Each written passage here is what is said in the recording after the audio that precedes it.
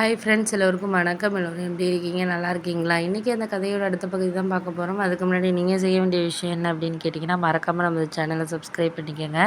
கீழே இருக்க பெல் பட்டனையும் கிளிக் பண்ணுங்கள். அப்போ தான் போடக்கூடிய வீடியோக்கள் எல்லாமே உடனுக்குடனே உங்களுக்கு நோட்டிஃபிகேஷன் வரும். ஸோ மறக்காமல் சேனலை சப்ஸ்கிரைப் பண்ணிவிட்டு வீடியோ பாருங்கள் ஃப்ரெண்ட்ஸ். வாங்க நம்ம கதைக்குள்ளே போகலாம். ஒரு சில நாட்களுக்கு அப்புறம் நான் என்ன சொன்னேன் அப்படின்னா, சரி ஓகே, நான் எல்லாத்துக்கும் எனக்கு சம்மதம் தான். ஏன்னா இதுக்கு முன்னாடி நான் வேண்டாம் மேரேஜ் அப்படின்னு சொன்னதுக்கு நிறைய ரீசன்ஸ் இருந்துச்சு.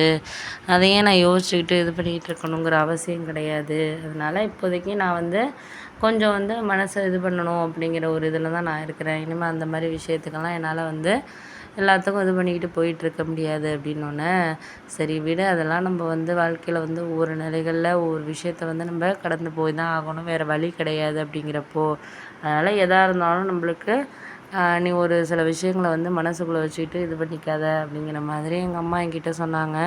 இல்லைம்மா, நான் அப்படியெல்லாம் நினைக்கல, நான் சந்தோஷமாக தான் அந்த விஷயத்துக்கு நான் சம்மதிக்கிறேன் அப்படின்னோடனே, நல்லா யோசிச்சுக்கோ, அப்புறம் மேரேஜ் எல்லாம் அரேஞ்ச் பண்ணிவிட்டு எல்லாம் ஓகே ஆனதுக்கப்புறம் அது வேண்டாம் இது வேண்டாம்லாம் சொல்லக்கூடாதுமா, இது ஒருத்தர் சம்மந்தப்பட்டதில்லை, 2 குடும்பம் சம்மந்தப்பட்ட விஷயம் அப்படின்னு சொல்லிட்டு எங்கள் அம்மா சொன்னாங்க.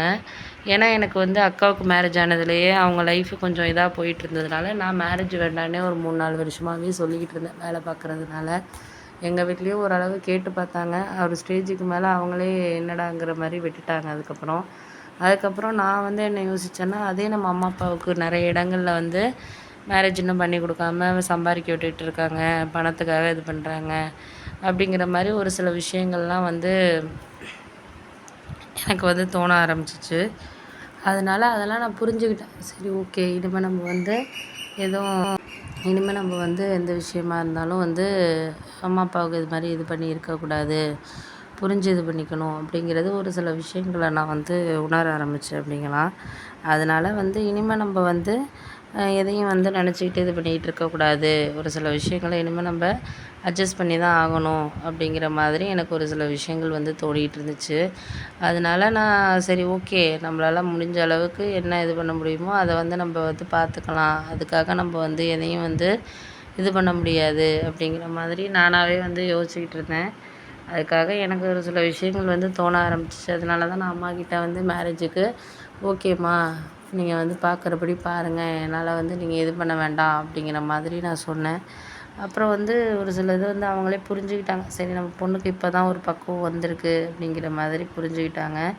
அதையும் நம்ம எதையுமே ஒரு இதாக புரிஞ்சுக்கிறதுக்கான காரணங்கள்ங்கிறது நம்மளுக்கு வேணுங்கிற மாதிரி தான் எனக்கு தோணிகிட்டு இருந்துச்சு. அதனால் எந்த இதுக்குமே நம்மளால் அது சரி இது சரின்ட்டு நம்மளால் இது பண்ணிக்க முடியாது. எதாக இருந்தாலும் நம்மளால் இந்த நேரத்துக்கு இது கரெக்டாக இருக்குது, இது சரியாக இல்லை அப்படின்னு சொல்லிட்டு நம்ம ஒரு சில விஷயங்களை அட்ஜஸ்ட் பண்ணி வாழ்க்கையில் ஓட்டிகிட்டு போகணுன்னா மட்டும்தான் நம்மளால் சந்தோஷமாகவே வாழ்க்கையில் இது பண்ண முடியும் அப்படிங்கிற மாதிரி எனக்கு தோணிகிட்டு இருந்துச்சு.